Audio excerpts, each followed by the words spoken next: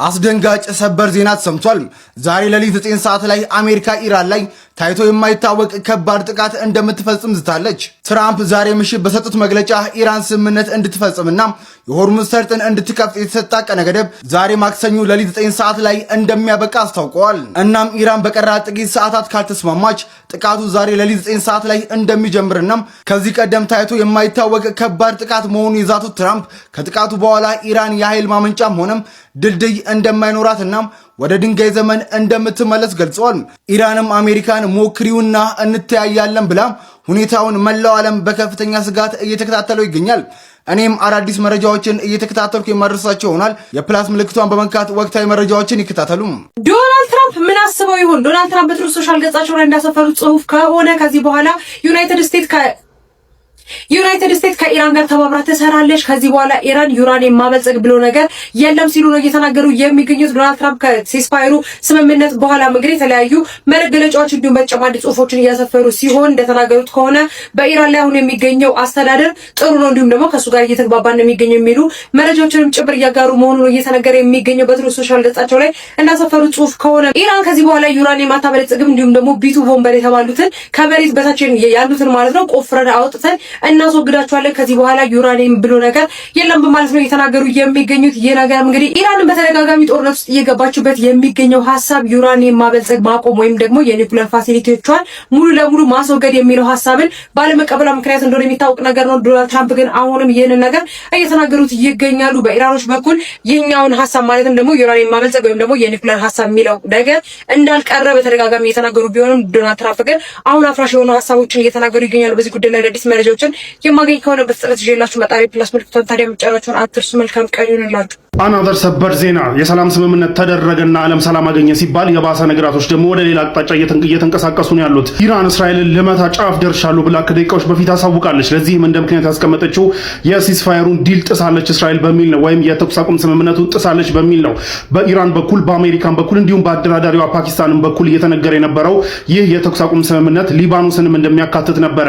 ነገር ግን አቶ ቢኒያም መሀል ላይ እንግዲህ ለትራምፕ ቃል ገብቶ ሲያበቁ መሀል ላይ ባክ ዳውን አድርገው ሊባኖስን አያካትትም ከሊባኖስ ጋር ያለኝን ጦርነት ቀጥላለሁ ብለው ዝተው ነበረ። እንደዛቱትም ደግሞ እስራኤል ከዚህ በፊት አድርገው ማታቆና ንዴትና ብሽቀት እንዳለባቸው በሚያሳይ መልኩ በ10 ደቂቃ ውስጥ ብቻ 100 ኤር ስትራይክ በማድረግ ሲቪሊያን ሃይሊ ሲቪሊያን ፖፑሌትድ የሆነ የሲቪሊያኖች የሚኖርበት አፓርትመንቶች ያሉበት ቦታዎችን በመደብደብ በ10 ደቂቃ ውስጥ ብቻ ከ100 ምናምን ሰው በላይ እስካሁን ድረስ የታወቀ ሰው መግደሏን ተከትሎ እንግዲህ ሲስፋየሩን ጥሳለች በሚል ኢራን በደቂቃዎች ውስጥ እስራኤልን ልመታ ጫፍ ደርሻለሁ ዝግጅቴን ጨርሻለሁ ብላ እየዛተች ነው ያለችው። ኦን ቶፕ ኦፍ ዳት ደግሞ እዚህ ጋር ከኋላ የምታዩትን ድሮን የእስራኤል ድሮን ነው። እስራኤል እንግዲህ ኢራን ውስጥ ልካ ኢራን ውስጥ መታጥለዋለች። ኢራን መታጥለዋለች። ይሄን የመሳሰሉ የሲስፋየሩን ዲል ወር የተኩስ አቁም ስምምነቱን እስራኤል እየጣሰች ነውና ሰላም አይወድላትም እና አጸፋ ልመልስ ጫፍ ደርሻለሁ ከደቂቃዎች በኋላ አጸፋ መልሳለሁ ብላ ዝታለች። ይህ የሚደረግ ከሆነና እንግዲህ እስራኤልና ኢራን ለብቻ ደግሞ የሚቀጣቀጡ ከሆነ የምናየው ነው የሚሆነው። ዶናልድ ትራምፕ በዚህ ጉዳይ እስካሁን ድረስ ያሉት ነገር የለም። በእስራኤል በኩል ሆነው ይገባሉ ወይስ አሁን እኔ የለውበትም እኔ እንደምንም ተንፈራግጬ ወጥቻለሁ እኔ የለውበትም ይላሉ ወይ የሚለውን አገሱ ዊልሲ። እናንተ ዘለቀ እኮ ፋይናሊ መጣ፣ ዘሌ ፋይናሊ ደረሰ። እንደምታውቁት ጦርነቱ ላይ የአሜሪካና ኢራን መካከል የነበረው ጦርነት ላይ በተደጋጋሚ ዶናልድ ትራምፕ ሲጠይቁትና ሲለምኑት እርዳታ ሲለምኑት የነበረው ሰውዬ እንግዲህ አንደኛው ስታመር ነው፣ የእንግሊዙ መሪ ስታመር ሲለመን እንደነበረ ታውቃላችሁ።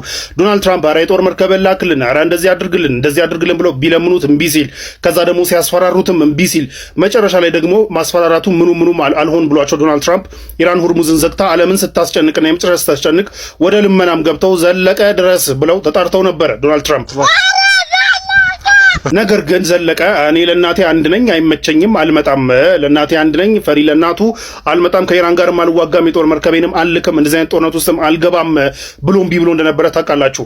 ናው ጦርነቱ ማለቁንና በሰላም በሲስፋየር መደረጉና በጉዳዩን በሰላም ለመፍታት እርምጃ መወሰዱን ተከትሎ ሲስፋየሩ በተፈረመበት ሰዓታት ላጥ ብሎት ይመጣል ሳውዲ አረቢያ። ኪር ስታመር ዛሬ ሳውዲ አረቢያ ገብቷል። የሚድል ኢስት ሀገራቶችንም ይጎበኛል ተብሎ ይጠበቃል። ስካይ ኒውስ ባይደው የሄደበትን ጉዳይ እንደዚህ ብሎ ዘግቦታል። የሚድል ኢስት ውስጥ ያሉትን የእንግሊዝ ወታደሮችንም ያበረታታል ብሏል። ምን አረጉና ነው የምታበረታታቸው? ነው ጀለስ ቁጭ ብሎ እንደነበረ ነው እኛ የምናውቀው።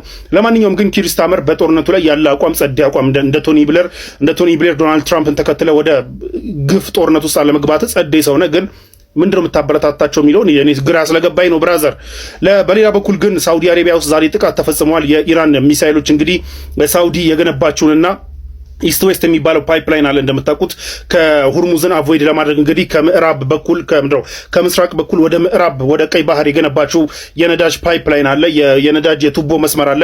ያ ቱቦ መስመር እንግዲህ በቀን እስከ 7 ሚሊዮን በርሜል ነዳጅ ሙቭ ያደርጋል ተብሎ ያደርግ ነበረ። ሳውዲ አረቢያ እንግዲህ በዛ ነው እስካሁን ድረስ ሁርሙዝ ሲዘጋ the only way out የነበራት በዛ ነውና በዛ ነዳጇን ስትሸጥ ነበረ። ዛሬ ያንን ፓይፕላይን እንግዲህ ኢራን አታክ አድርገዋለች። የኢራን ነዳጅ ፋሲሊቲዎች መመታታቸውን ተከትሎ ቀን ላይ እንደምታውቁት ኩዌት ውስጥ ያለ የነዳጅ ፋሲሊቲና ውሃ ማጣሪያ መታ ነበር። እንዲሁም አቡዳቢን መታ ነበረ። አሁን ደግሞ ይህንን ፓይፕላይን መታለች። ይህ ፓይፕላይን እንግዲህ ከምዕራብ ተነስቶ እንግዲህ ወደ ያምቡ ፖርት ነዳጅ ይዞ የሚመጣ ነው። እንደምታውቁት ደግሞ የጅቡቲ ደረሱ የተባሉት የኢትዮጵያ መርከቦችም ከነዛ ውስጥ አንዱ እንግዲህ ከሳውዲ አረቢያ ውጭ ነው የመጣው። ከዚህ ፖርት ይጫን ከየት ይጫን ባላቅም ግን ከሳውዲ አረቢያ ውጭ ነው የመጣው። ሳውዲ አረቢያ ደግሞ በዚህ ጦርነት ውስጥ ብቸኛ ነዳጅ ስትሸጥበት የነበረው መንገድ እንግዲህ ይህ ነበረ። ናው ያ መንገድ እንግዲህ በኢራን ጥቃት ተቆርጧል ማለት ነው። ይህ ሌላ ኤስካሌሽን እና እንዲሁም በዓለም የነዳጅ ዋጋ ላይ ከባድ ጫና እንደሚያመጣ ይጠበቃል። ኢራን ሁርሙዝንም ዘግታለች። ደን ደግሞ ኦንሊ ነዳጅ በያምቡ በኩል ስትሸጥ የነበረችው ሳውዲም እንዳትሸጥ ዲስራፕት ማድረጓን ተከትሎ እንግዲህ ነዳጅ የበለጠ ችግር ውስጥ ሊገባ ይችላል ተብሏል። በእንቅርት ላይ ጆሮ ደግፍ እንዳሉት እትዬ ዙልፋ። እሺ በዚህ ሲስፋየር ደግሞ በዚህ ተኩስ አቁም ስምምነት ዙሪያ ደግሞ ዶናልድ ትራምፕ ምን ተናገሩ የሚለውን እንመለከታለን። በትሩዝ ስፔሻላቸው በትሩዝ ሶሻል ፔጃቸው ላይ ፖስት ያደረጉት እንመልከት።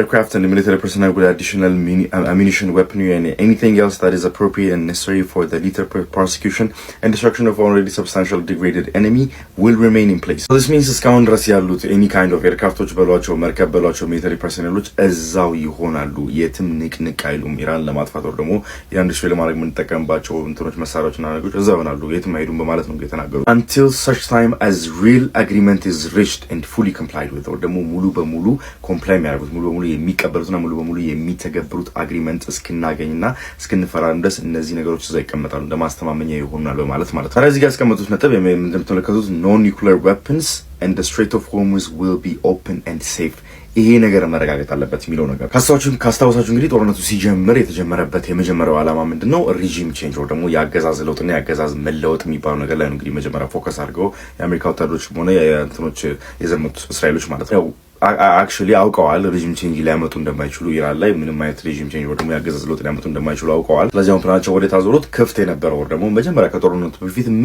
ምንም ያልተነካው የነበረውን ስትሬት ኦፍ ሆርሙዝ መከፈትና ከዛ በተጨማሪ ደግሞ ኖ ኒውክሊየር ዌፐንስ የኒውክሊየር ጦር መሳሪያ አትይዙም የሚል ነገር ማለት ነው። እኔ በዚህ ፖስት ሂስ ካይንድ ኦፍ አክሰፕቲንግ ኢት ኢራንን ማሸነፍ እንደማይችል ደግሞ ያሰበውን አላማና ያሰበውን ፕላን ኢራን ላይ ማሳካት እንደማይችል ሂስ ካይንድ ኦፍ አክሰፕቲንግ ኢት ቢኮዝ ምን መሰላችሁ ይሄ ጦርነት ማን ያሸነፈው ይሄን ጦርነት ማን ነው ድል ያደረገው ሁስ ካሚንግ ኦን ቶፕ ምናምን የሚባለው ነገር ላይ የምታስቡት መሰላችሁ ጦርነቱ ማን የጀመረው እና ምን ኦብጀክቲቭ ይዘው ነው ጦርነቱ የጀመረው? ጦርነቱ የጀመሩት እና እስራኤልና አሜሪካ አይደሉ? ምን ኦብጀክቲቭ ይዘው ሪጂም ቼንጅ እና ሙሉ በሙሉ የኢራን አገዛዝ ማፈራረስ የሚለው ነገር ላይ ሪጂም ቼንጅ አላመጡም። አገዛዙን አላፈረሱም። ጊዜ ገደብ ቢሰጣቸው መልሰው ሊተኩት የሚችሉትን ነገር ነው እንግዲህ ኢራኖች ያጡት ብዬ የማስበው። ቢካዝ ኢንፍራስትራክቸር መልሰው የሚገነባ ነው። ሚሊተሪ ኬፓቢሊቲ መልሰው የምታቋቋሙት ነው። ይሄ አጣ ነው አንመልሰው ሊሉት የሚችሉ ነገር የለም። ብቻ ምን ተናግሯል?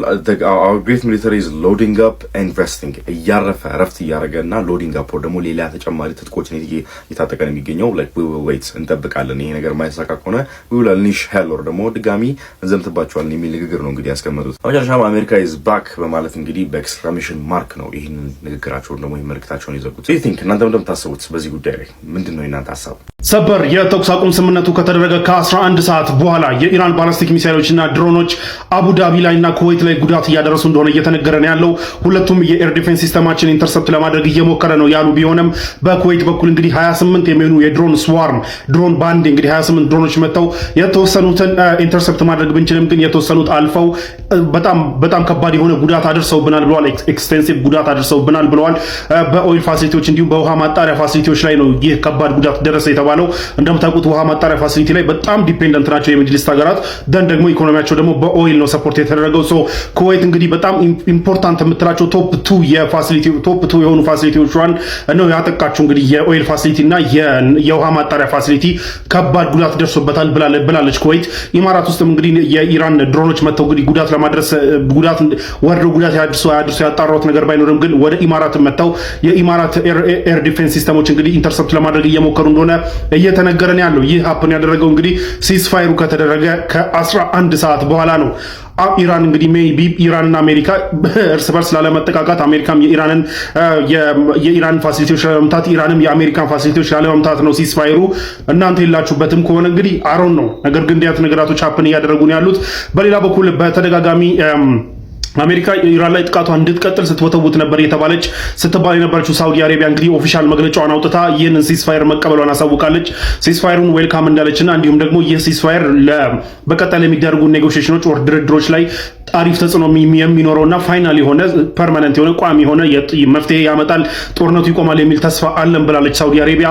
በሌላ በኩል ቃጣርም የተለያዩ አረብ ሀገራቶች ይህንን ሲስፋየር ዌልካም እያሉት ቢሆንም ግን ኩዌትና አቡዳቢ ግን አሁንም እየተደበደቡ እንዳለ ታውቋል ማለት ነው።